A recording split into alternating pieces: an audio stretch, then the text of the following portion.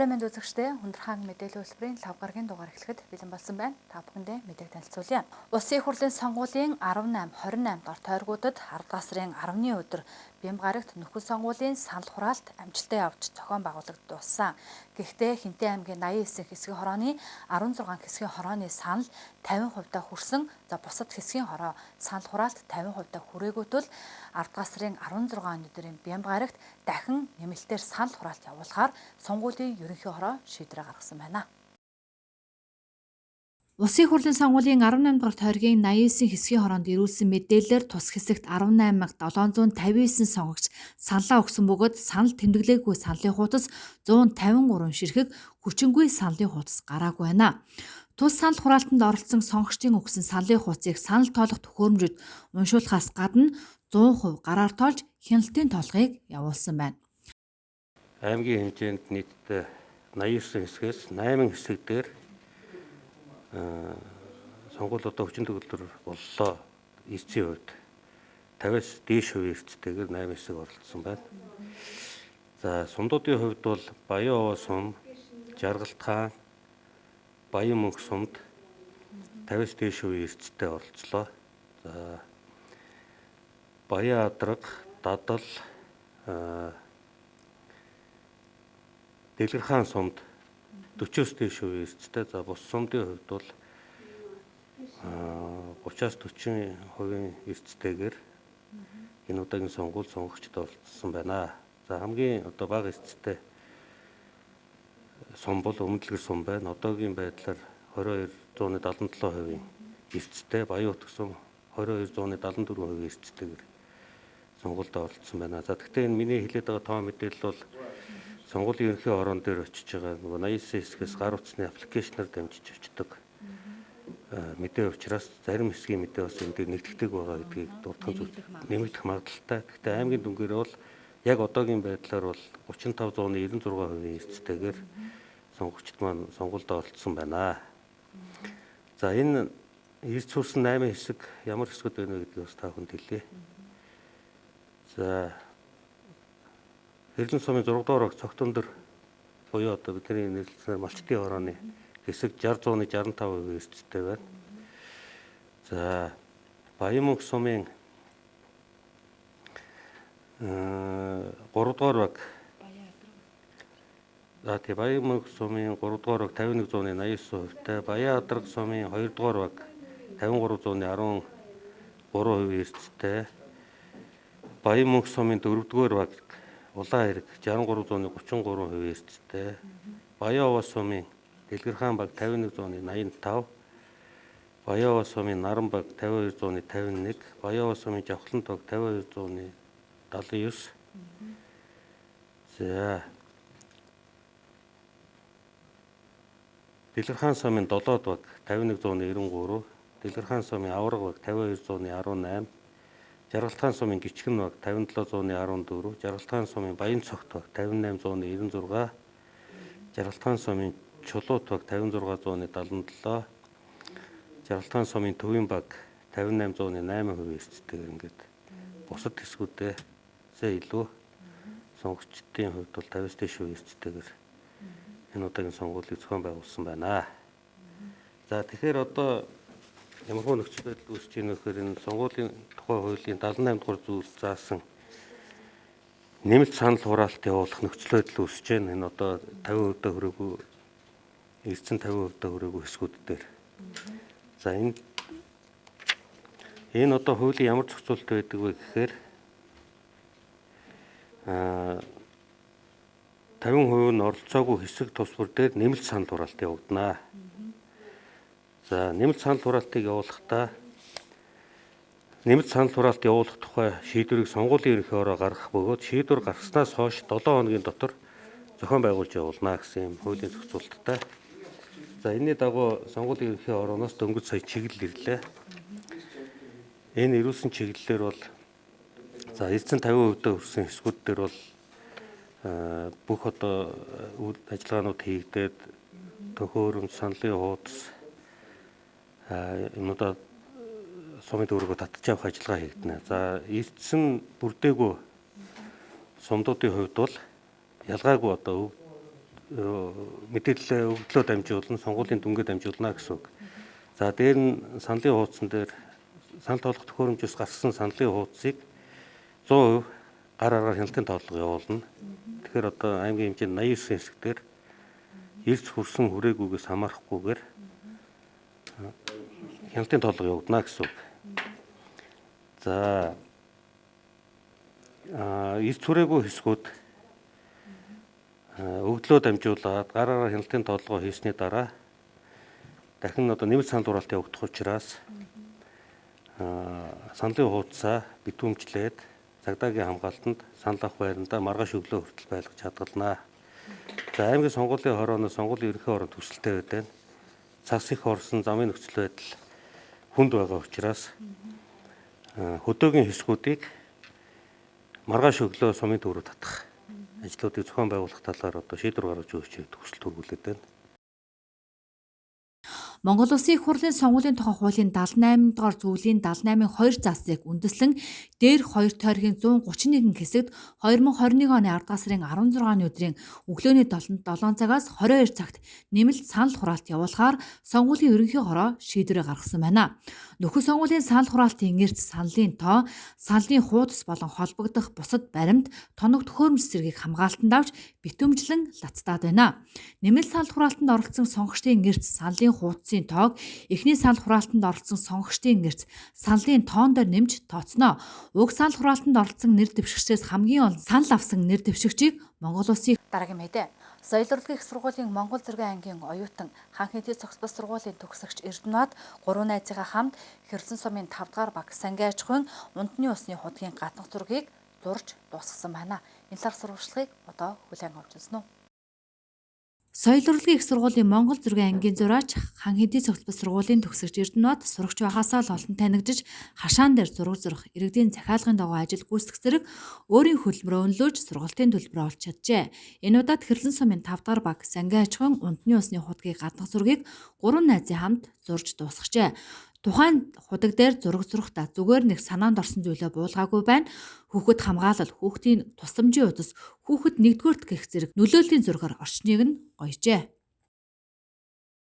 Байна. За тэгээд ямар зураг энэ худагн дээр ямар зургийг захиалагчийн талаас ямар зураг зураарай гэсэн бэ? Энэ талаар зургийнхаа зохиомжийн талаар за ингээд худагн дээр ингээд зурхад хэр их ажиллагаа орд юм байна? Ямар зүйлүүдийг ашиглаж байгаа бол? Энэ нөгөө нэг анхыг 5 дугаар агаас холбогдоод яг энэ 5 дугаар хуудгийг ингээд жанслах юм ажил байна гэд холбогдсон. Тэгээд хагас бүтэн сценараа хичээлэхэд дундуур ирээд амжуулаад энийг шавардуулаад янзлуулаад тэгээ одоо ингээд зураг авч байна. Энэ зургийн сэдвүүд болохоор яг нэг хүний эрхийн конвекц гэдэг талаасаа тэгээд хүүхдийг нэгдүгээрт хүүхэд гэдэг үгээрээ тэгээд хүүхдийн одоо хүчирхийлгүй эрүүл сайхан амьдралын төлөө зориулж байгаа. Одоо энэ хавийнхаа орсон суугч зориулаад худаг бол ерөнхийдөө хамгийн их нөгөө нэг энэ хавийнхаа тий айгүй хүн үйлчлүүлдэг. Тэгээд энэ зургийг бас орчин тойронд гэрэл нэмж сөнгө нэмж зурж байгаа. Нэгтгэн орой эхлээд одоо 3 хоногчлоо. Тий 3 хоногт тэгээд оройндоо гэрэл тусгаж байгаа ханжуулаад энэ. Тэгээд энэ сая энийг бол 5 дугаар агаас ингээ хариуц зурулж байгаа. Тэгээд тэгсэн чинь нөгөө нэг Хинтээ аймгаас холбогдоод Хинтээ аймгийн захиргаанаас холбогдоод эрх хавар одоо бол нөгөө хүйтэн болж байгаа болохоор зураг зурхад жоохон бэрхшээлж байгаа тий. Тэгээ эрх хавар жоохон дулаан ороод ирэхээр бусд багийнхаа удгууд дээр 4-5 худаг дээр зураг зурхад болж байгаа тий. Тэгээ одоо эртнээс одоо энэ гаднах засвар масварыг хийх гэж ярьчаад л. Энд тэндээс залгаад энд тэнд зурхаа сэлэнгэд ир зурхаа хөвсгөл дэрхүү бэрхүү гэл айгүйх захиалгатайсэн. Тэрнээс хойш тэгэл энэ нэг ажлын байртайгаа тэгээ хоол ундсанс өнгө амралтын газар ирж зураг зурхаа гэл айгүй олон санал гарч иржсэн. Тэгээд тэрнээс хойш зөө юугэр Баяа овоо норивдлан дадлан мадлаас явж нэг зурсан. Найзтайгаа 3-4 өглөө явсан зурсан. Үнэхээр сайхан санагдаж байна. Энэ зургийн болох тэг хүүхдийн хүчрхийлэл ямар ч тийм айх аюулгүй гоё өнгө үзэмж сайхан байна. Өмнө танаа удаг ямар байсан бэ? Нэг унжгийн юм бодог нь халтаасан тэвлэс. Энэ тэгээд хүүхдүүд юм тэгээд энэ гоё өнгө зэмжтэй юм аа тэгэл хайлаасаа л хийж үзсэн. Аа. Тэг яг өнөөдөр яг ирсэн чинь хүүхдэд зориулсан тий. Хүүхдийн тусламжийн утсыг оруулж өгсөн. Ингээд ер нь багчууд их усанд явж байгаа шүү дээ одоо. Тэгэл эмээ өвөөнөр нь байвал эмээ өвөөнөртөө амьдардаг байвал хүүхдүүд л явна. Тийм болохоор энийг хараад бас жоох хүүхдүүд баярлалаа. Мэдээлэлтэй болж байна гэдэг утгаараа ер нь сошиал ертөнцөөр заавал 111 гэдэг утас байд юм байна гэдэгш.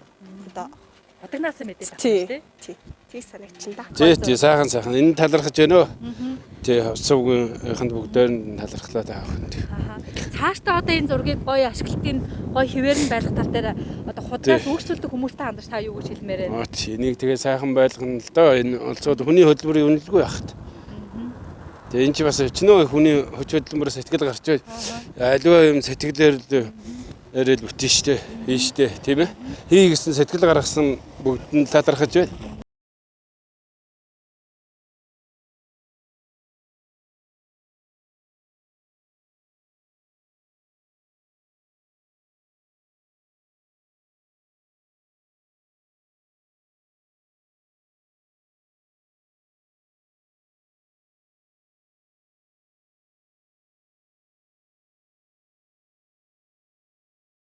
Орчин цагийн боловсролын байгууллага үүсэх хүрсний 100 жил Орчин цагийн боловсролын байгууллага үүсэх хүрсний 100 жил дэлхийн багш нарын 27 дахь Монголын багш нарын 55 дахь өдрийг тохиолдуулан Хинтээ аймгийн Политехник коллеж ур чадвар гарган ажиллаж байгаа багш ажилчдаа төрийн болон яамны шагналаар шагнан урамшууллаа.